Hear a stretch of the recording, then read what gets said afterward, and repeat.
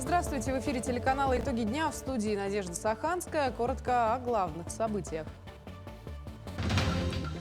Военный билет без призыва в армию, дополнительные баллы при поступлении в магистратуру. Военный учебный центр СВФУ продолжает свою деятельность. Беседа в формате открытого микрофона. Общественные и молодежные организации Якутска встретились с представителями Росмолодежи. Лучший по профессии. В Якутском коммунально-строительном техникуме выбирают лучшего слесаря аварийно-восстановительных работ в рамках республиканского конкурса профессионального мастерства. «Земля мамонта». В Государственном цирке Республики имени Марфы и Сергея Расторгуевых состоится премьера нового эксклюзивного циркового этношоу. Победа дается не всем. Стали известны итоги первого дня первенства России по вольной борьбе среди юниоров до 21 года.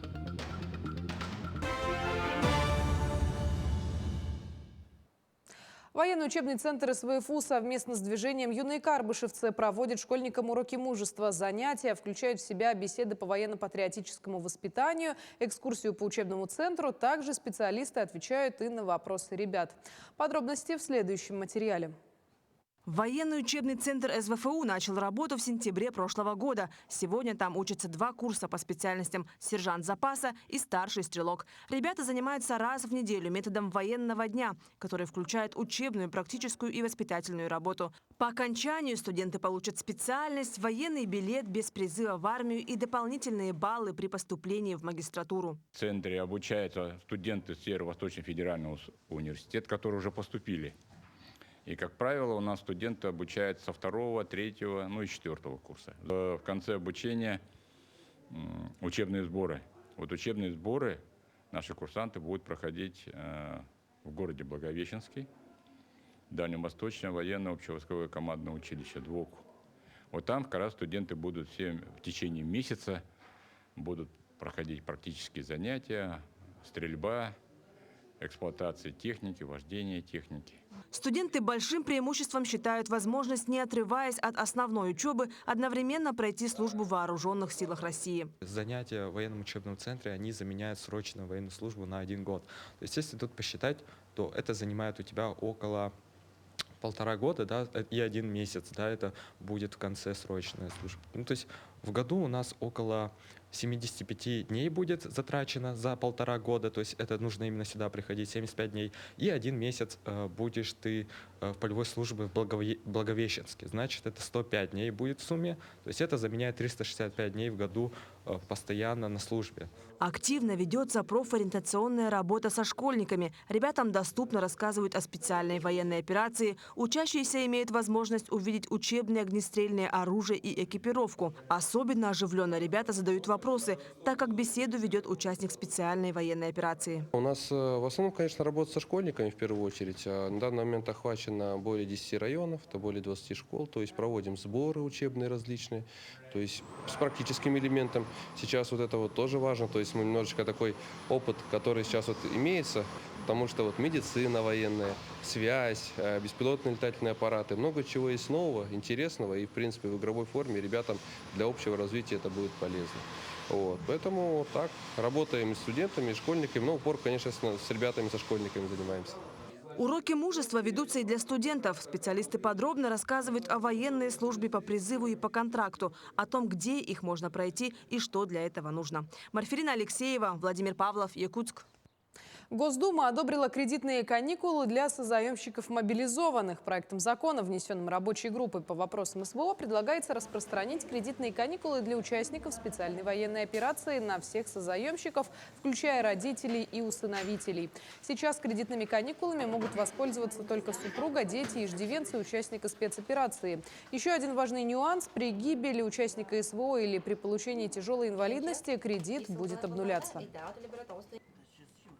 Также участникам спецоперации разрешили заверять подписи на заявлениях о регистрации брака и рождении ребенка не только у нотариуса. Согласно документу, засвидетельствовать подпись военнослужащего, находящегося на лечении, могут начальник госпиталя или санатория, его заместитель по медицинской части, а при их отсутствии старший или дежурный врач.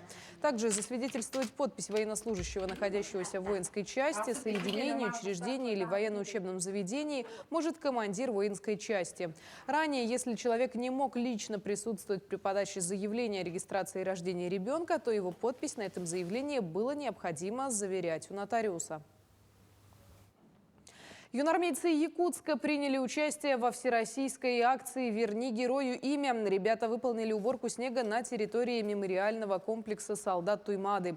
Также на субботнике принимали участие ученики из 10 городских школ. Цель акции – создать условия для сохранения памяти, формирования гордости и уважительного отношения у детей и подростков к истории и патриотизму.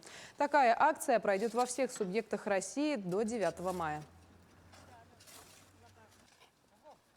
Мы сегодня убираем снег на мемориале «Солдаты Туймады». Для нас это очень важно, потому что мы чтим память героев.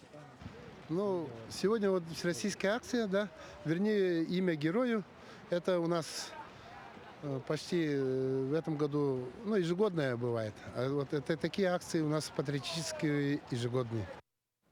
С 15 апреля будет запрещен проезд по ледовой переправе Якутск-Нижний Бестях. Грузоподъемность по автозимнику сейчас снизилась до 20 тонн. Состоянием автомобильной дороги по реке Лена следил наш корреспондент Артур Старостин. Интенсивное таяние ледового покрова началось с сегодняшнего дня. Как и ожидалось, в этот период на автозимнике наблюдается много воды, небольшие выбоины. Подъезды, заезды, выезды на ледовую переправу, они сегодня, ну, так сказать, в не очень удовлетворительном состоянии, ввиду того, что большое скопление воды идет, трудно проезжаемый для легкового транспорта, ну, глубокая вода. Вот, начиная там дальше большие грузы, тоже начинается сложность подъема большегрузных машин. На днях планируется закрытие самой загруженной федеральной ледовой переправы Нижний Бестях, Якутск. Сегодня снижена грузоподъемность для большегрузов до 20 тонн. С 17 апреля закрывается ледовая переправа Хатасы-Павловска. С сегодняшнего дня грузоподъемность по ней снизилась до 30 тонн.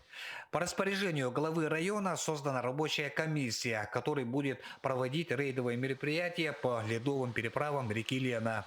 За несанкционированный выезд на ледовую переправу для физических лиц составляет от 3 до 5 тысяч рублей, а на юрлиц от 100 тысяч до 1 миллиона рублей. Ледовая переправа заметно подтаяла. В некоторых участках легковые автомобили проезжают с трудом. Затем, чтобы граждане не выезжали на лед, ежедневно будет следить межведомственная комиссия в составе сотрудников ГИМС, ГИБДД и административной комиссии. За несоблюдение требований, предписанных дорожным знаком водителям, предусмотрена административная ответственность по части 1 статьи 12-16 Кодекса административных правонарушений Российской Федерации. Водителей за оказание услуги перевозки пассажиров в период введенных ограничений, не отвечающих требованиям безопасности, могут привлечь к уголовной ответственности по статье 238 Уголовного кодекса Российской Федерации. После закрытия автозимника со стороны Нижнего Бестяха к въезду на ледовую переправу будет установлена камера видеонаблюдения, которая будет фиксировать нарушения. В период весенней распутицы будут организованы пассажирские и грузовые перевозки через реку Лена по маршруту Нижний Бестях-Якутск с привлечением водного транспорта. Артур Старостин, Мегино-Кангаласский район. Ну а в Мирном в эти дни проходит стратегическая сессия компании «Алроса» и Фонда развития и инноваций Якутии. В рамках мероприятия участники стратегической сессии посетили производственные активы алмазодобывающей компании. Для руководителей «Алроса» резиденты IT-парка провели презентацию своих компаний и направлений своей деятельности. Напомним, в конце января между «Алроса» и Фондом развития и инноваций Якутии был подписан договор, в соответствии с которым компания в течение ближайших 3 лет выделит 100 миллионов рублей для поддержки проектов, направленных на импортозамещение программного обеспечения.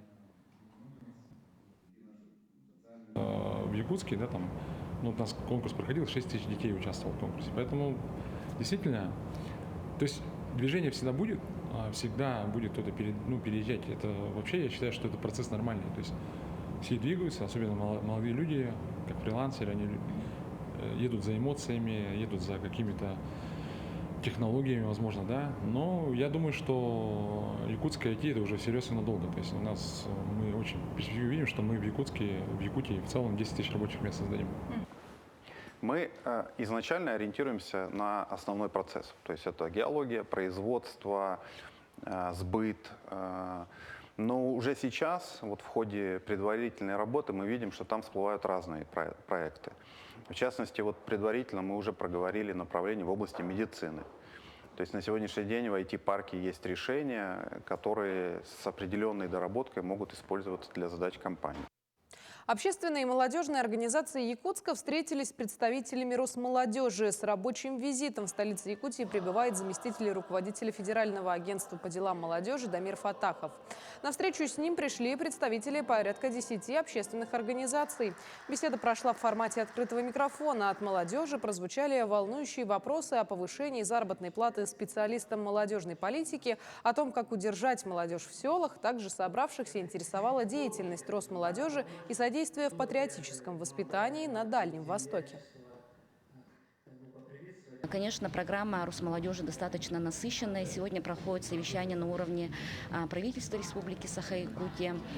Дамир Ильдусович также посетит объекты сферы молодежной политики, побывает в российских студенческих отрядах, в волонтерском штабе добровольцев.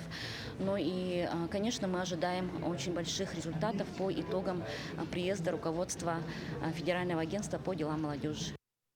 Отделение лучевой диагностики Республиканской клинической больницы приобрело новый компьютерный томограф. Новый аппарат позволяет получать 160 срезов за один оборот, что обеспечивает быстрое сканирование в неотложных ситуациях. Высокая скорость реконструкции вплоть до 70 изображений в секунду помогает ускорить диагностику. Грузоподъемность стола томографа до 250 килограммов дает возможность сканирования пациентов крупного телосложения.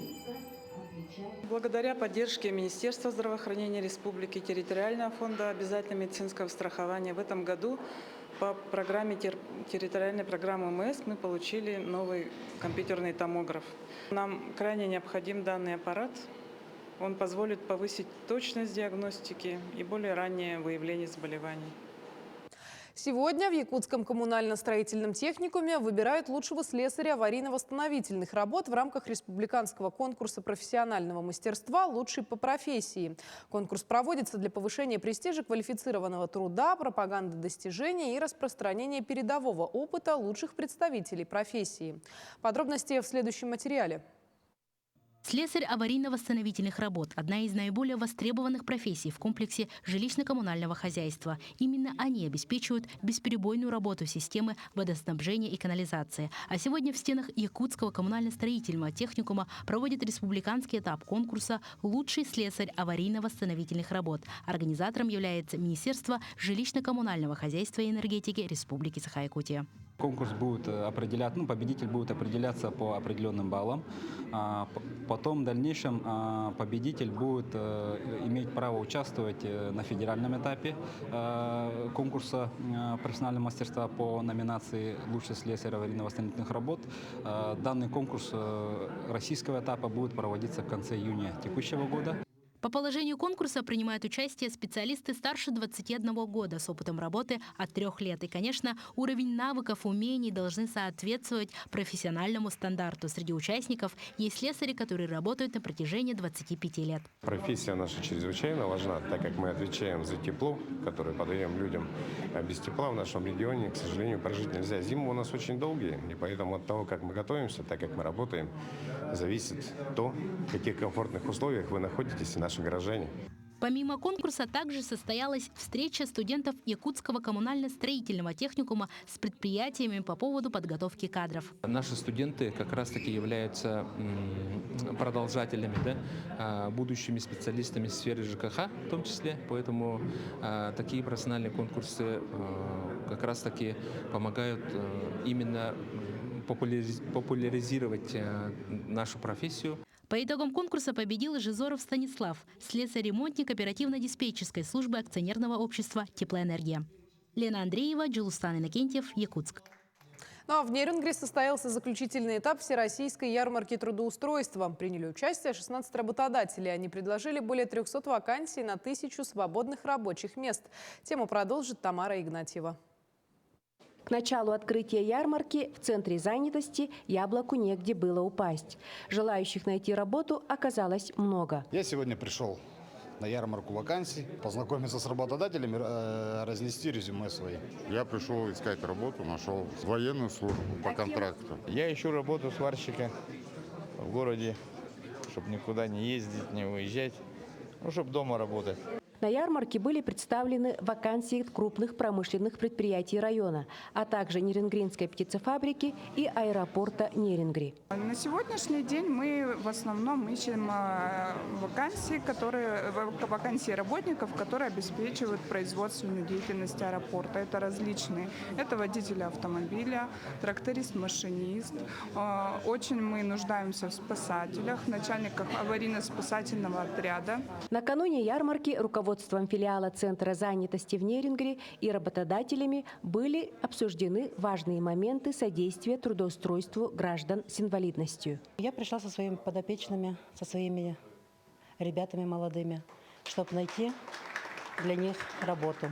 Но в основном первая и третья группа инвалидности, да, им могут найти работу, подходящую по ихнему заболеванию. В рамках ярмарки был организован консультационный пункт управления социальной защиты «Бизнес-инкубатор» и были приглашены студенты для постановки в кадровый резерв промышленные предприятия. Сегодня наши работодатели предлагают 335 вакансий на более чем 1000 рабочих мест. Нерюнгринская ГРЭС, управляющая компания «Колмар» провели профориентационные туры на территории своих подразделений. Кроме всего, соискатели смогли узнать о том, как повысить свои профессиональные компетенции или пройти переобучение по востребованной профессии, а также о поддержке, которую можно получить со стороны государства при трудоустройстве.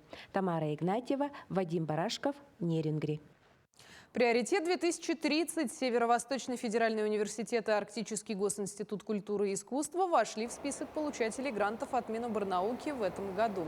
Протокол отбора дальневосточных университетов опубликован на сайте ведомства. Зампред правительства Дмитрий Чернышенко отметил, что программа «Приоритет 2030» направлена на усиление специализации вузов, развитие перспективных направлений подготовки. Это, по его словам, особо актуально для университетов Дальнего Востока, так как необходимо создать максимальные возможности для жизни, учебы и работы молодежи.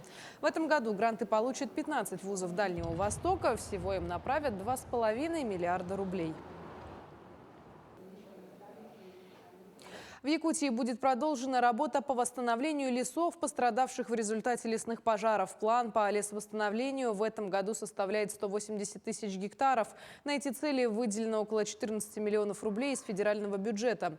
В рамках регионального проекта сохранения лесов нацпроекта «Экология» предусмотрено и более 35 миллионов рублей субвенций из федерального бюджета на закупку 7 единиц лесопожарной техники – грузовых автомобилей, автобуса, пожарных автоцистерн, грибных лодок и лодочных моторов.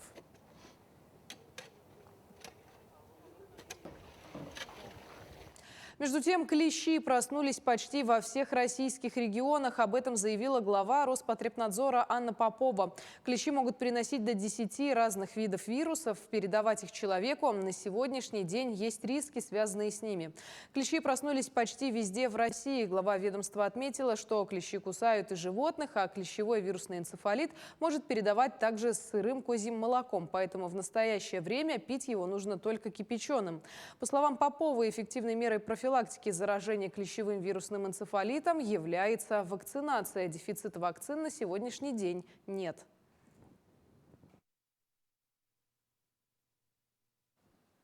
Ну а в Государственном цирке Республики имени Марфы и Сергея Расторгуевых 15 апреля состоится премьера нового эксклюзивного циркового этно-шоу «Земля Мамонта». В подготовке грандиозного проекта задействована группа профессионалов из Москвы. Заслуженная артистка России, главный режиссер Росгосцирка Елена Петрикова, художник по костюмам Надежда Рус, хореограф-постановщик цирковых программ Наталья Новичкова и композитор Дмитрий Машков. Специально для этого проекта созданы 200 эксклюзивных авторских тематических костюмов, яркие уникальные декорации, задействовано более 60 цирковых артистов самых различных жанров, световые эффекты и динамичная оригинальная музыка. Мы изучали историю, мы изучали мифы, мы читали Алан Ховас, прекрасные эпосы. Вначале даже была идея сделать что-то по Алан Хо, но это такое необъятное, просто потрясающее произведение, которое очень сложно уместить в какой-то маленький промежуток, двухчасовой спектакль. Поэтому мы взяли историю Якутии от древности и до современности. Опять же, этот проект посвящен столетию Якутской ССР. И постарались сделать историю, учитывая ваши самые вкусные фишки, которые нам понравились. В Алдане завершился 5-й районный фестиваль-конкурс среди дошкольных учреждений «Битва оркестров». С помощью шумовых инструментов гармонию прекрасного слушателям и судьям раскрыли 18 коллективов. Как звучали композиции в исполнении маленьких музыкантов, услышала Татьяна Вахнина. А сердце мается, а сердце молится о том, о чем поет гармонь далекая. Эту композицию маленькие артисты детского сада «Ромашка» представили в районном конкурсе фестиваля музыкального творчества. Оркестры 18 дошкольных учреждений сошлись в ежегодной битве в 5-й раз. Поединок проходил дистанционно. Впрочем, на эмоции и страсти формат не повлиял. В этом году было 207 ребятишек уже из 18 детских садов. Но и вот эта битва оркестра, она примечательна тем, что она была посвящена столетию нашего любимого города Алдан. И детские сады взяли композиции, нашу, например, знаменитую негласный гимн, «Эссех Алан Хо», «Алдан Эне», очень много было, 4 композиции было «Алдан Эне», и они все такие разные, интересные. Из года в год битва оркестров собирает все большее количество участников. Гармонию музыки слушателям и членам жюри раскрывают самые маленькие воспитанники детских садов. То есть 3 лет детки. Но они могут, они с ними стараются, занимаются, и достаточно хорошо у них получается. Это же здорово, раннее музыкальное развитие. В детских садах игра на шумовых инструментах получила развитие сравнительно недавно, однако быстро завоевала популярность. Жюри и педагоги отмечают, что фестиваль растет. В исполнении маленьких музыкантов совершенно по-новому звучит любая композиция. Первый раз у нас детский сад «Василек» получился настоящий вокально-инструментальный ансамбль. То есть они использовали уже не шумовые оркестры, а настоящие оркестры. Например, гавайская гитара была, блок-флейта была, ударная установка настоящая, потом синтезаторы, и такой получился вокально-инструментальный ансамбль. Замечательно. Наряду с музыкальным мастерством на суд слушателей оркестранты представили артистизм и сценическое искусство. Задор и обаяние каждого коллектива были оценены по достоинству. Татьяна Вахнина, Алдан. Стали известны итоги первого дня первенства России по вольной борьбе среди юниоров до 21 года. В весовой категории до 57 килограмм финальную часть пробился лишь Лев Павлов. Все остальные борцы познали горечь поражения на ранней стадии квалификационного раунда. На стадии 1/8 финала Николай Заболоцкий проиграл Хабибу Мехтиханову из Дагестана. Алексей Антипин, выступающий за Осетию, не смог обойти Матвея Куртукова. Еще один представитель якутской школы борьбы Николай Захаров в 1/4 финала проиграл Халиду Магомедову. В весовой категории до 65 килограмм в полуфинал не смог пробиться Игорь Матвеев. Он уступил Адаму Архиеву из Чечни. Завтра финальные поединки наш канал «Якутия-24» покажет в прямом эфире с 19 часов. Чемпионы получат эксклюзивные пояса и денежные вознаграждения. Призовой фонд соревнований составляет 2 600 000 рублей. В последний раз первенство России в Якутске проходило в 2006 году, где чемпионами стали Виктор Лебедев и Николай Аянитов. Раньше челлендж в случае, допустим, если вы кинули челлендж и не в вашу пользу поменялась оценка, то вы проигрывали челлендж.